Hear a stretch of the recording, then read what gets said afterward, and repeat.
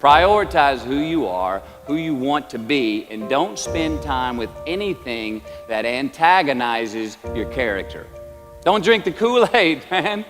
It tastes sweet, but you will get cavities tomorrow, all right? Life is not a popularity contest.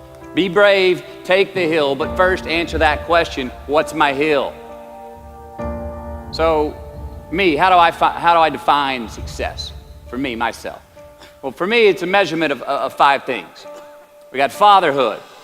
We got being a good husband. We got my health, mind, body, and spirit. We got career, and we got friendships. These are what's important to me in my life right now. So I try to measure these 5 things each day.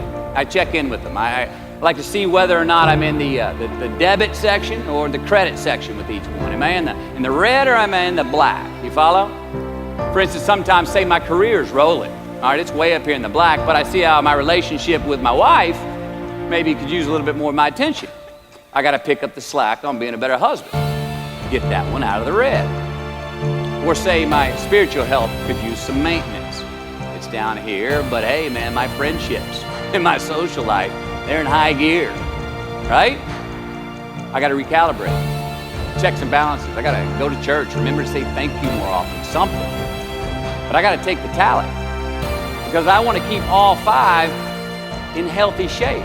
And I know that if I don't take care of it, if I don't keep up maintenance on them, one of them is going to get weak and it's going to dip too deep into the debit section. It's going to go bankrupt. It's going to get sick, die. So first, we have to define success for ourselves. And then we have to put in the work to maintain it. Take that daily tally.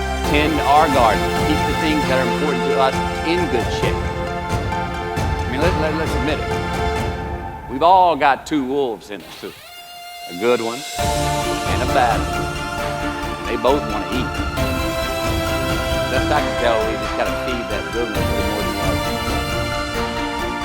There we go. Number 5. Process of elimination is the first step to our identity. AKA, where you are not is as important as where you are. All right, 1992, I got my first job as an actor. 3 lines, 3 days work in a film called Dazed and Confused. All right. All right, all right, all right. There we go. So this director of that film, Richard Linklater, he kept inviting me back to set each night, putting me in more scenes, which led to more lines, all of which I happily said yes to. I mean, I'm having a blast. People are telling me I'm good at what I'm doing, and they're writing me a check for $325 a day. I mean, hell yeah, give me more scenes. I love what I'm doing. Well, by the end of the shoot, by the end of the film, those 3 lines had turned into over 3 weeks' work, and it was mine. It was Wooderson's 1970 Chevelle that we went to go get Aerosmith tickets in, man. Yeah, it was badass. Well, a few years ago, I'm watching this film again, and I noticed 2 scenes that I really shouldn't have been in. In one of these scenes, my character Wooderson, I exit screen left to head somewhere, and then I re-enter the screen and to double check if any of the other characters wanted to go with me. Now, in rewatching the film, and you'll agree if you know Wooderson, Wooderson's not a guy who would ever say, later, and then come back to see if you were sure you didn't want to go. Now, when Wooderson leaves, Wooderson is gone. He does not stutter, step, flinch, rewind, ask twice, or solicit. You know what I'm talking about. Wooderson has better things to do, like liking those high school girls, man. As I get older, and they stay the same age. The point is, I should not have been in that scene. Shouldn't have come back. Should have exited screen left, never come back. But back then, making my first film, getting invited back to the set, cashing that check, and having a ball, I wanted more screen time. I wanted to be in the scene longer and more and come back into the scene, right? But I shouldn't have been there. Wooderson shouldn't have been there. It is just as important where we are not as it is where we are. Look, the first step that leads to our identity in life is usually not, I know who I am, I know who I am. That's not the first step. The first step's usually, I know who I am not. Process of elimination. Defining ourselves by what we are not is the first step that leads us to really knowing who we are. You know that group of friends that you hang out with that they really might not bring out the best in you? You know, they gossip too much or they're kind of shady. They really aren't going to be there for you in a pinch. Or how about that bar that we keep going to that we always seem to have the worst hangover from? Or that computer screen, right? The computer screen that keeps giving us an excuse not to get out of the house and engage with the world and get some real human interaction. Or how about that food that we keep eating? Doesn't taste so good going down. It makes us feel like crap the next week. We feel lethargic and we keep putting on weight. Well, those people, those places, those things, stop giving them your time and energy. Just don't go there. I mean, put them down. And when you do this, when you do put them down, when you quit going there, and you quit giving them your time, you inadvertently find yourself spending more time and in more places that are healthy for you, that bring you more joy. Why? Because you just eliminated the who's, the where's, the what's, and the when's that were keeping you from your identity. Like, trust me, too many options, I promise you this, too many options will make a tyrant of us all. All right, so get rid of the excess, the wasted time. Decrease your options. And if you do this, you will have accidentally, almost innocently, put in front of you what is important to you by process of elimination. Knowing who we are is hard. It's hard. Give yourself a break. Eliminate who you are not first, and you're going to find yourself where you need to be. Number 6, don't leave crumbs and the beauty of delayed gratification. So what are crumbs?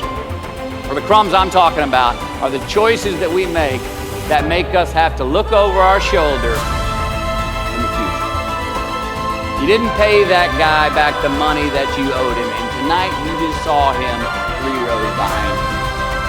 Shit. You slept around on your spouse and you just found out that tomorrow she and the lady you're having an affair with are going to be at the same PTA meeting. Shit again. You drank too much last night. You're too hungover to drive your son to his 8 a.m. Saturday morning baseball practice. These are the crumbs. They come in the form of regret, guilt, and remorse. You leave crumbs today, they will cause you more stress tomorrow, and they disallow you from creating a customized future in which you do not have to look over your shoulder. So let's flip the script. Instead of creating outcomes that take from us, let's create more outcomes that pay us back, fill us up, keep your fire lit, turn you on for the most amount of time in your future. These are the choices I'm talking about, and this is the beauty of delayed gratification. All right, tee yourself up. Do yourself a favor. Make the choices, the purchases today that pay you back tomorrow. Residuals. In my business, we call it mailbox money. If I do my job well today, and that movie keeps rerunning on TV, 5 years from now, I'm getting checks in the mailbox. It's a heck of a deal. So whether it's prepping the coffee maker the night before, so all you got to do is press the button in the morning, or getting ready for the job interview early so you don't have to cram the night before, or choosing not to hook up with that married woman because you know you're going to feel horrible about it tomorrow, and her husband carries a gun, or paying your debts on time so that when you do see that guy 3 rows back tonight, you don't have to hunker down in your seat hoping that he don't see you. Get some ROI. You know what that is? Return on investment. Your investment. You. Customize your future. Don't leave crumbs. Number 7. Dissect your successes. The reciprocity of gratitude. We so often focus on failure, don't we? We study failure.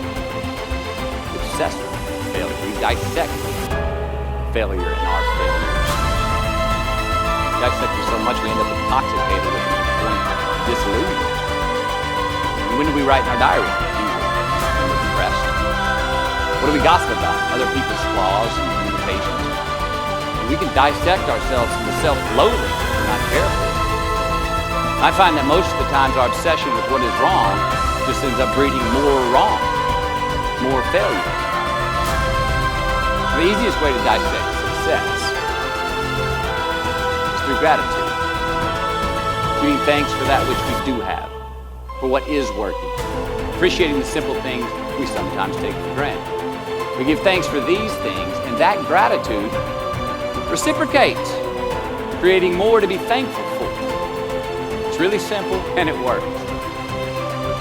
And I'm not saying be in denial of your failures. No, we can learn from them too, but only if we look at them constructively, as a means to reveal what we are good at, what we can get better at, what we do succeed at.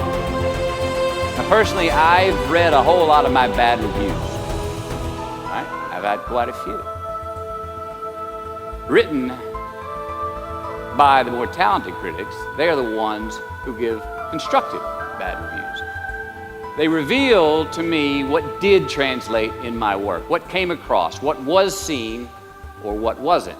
Now, I don't obsess on the unfavorable aspect of their review, but I do seek what I can learn from it. Because their displeasure actually uncovers and makes more apparent what I do well, what I am successful at, and then I dissect that